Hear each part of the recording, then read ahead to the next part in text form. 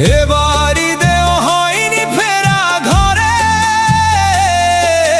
প্রিয়জন ছাড়া ঈদ কাটে মোর একলা অচিনপুরে। নিঃসঙ্গতা কুরে কুরে খায় তবুও মুখে হাসি, আমি যে প্রবাসী, আমি যে প্রবাসী। সবাই ভাবে প্রবাস মানেই রঙের দুনিয়া, কেউ তো দেখে না এই বুকে কি যে যন্ত্রণা। তবুও ভালো থাকুক তারা যাদের আমি ভালোবাসি, আমি যে প্রবাসী।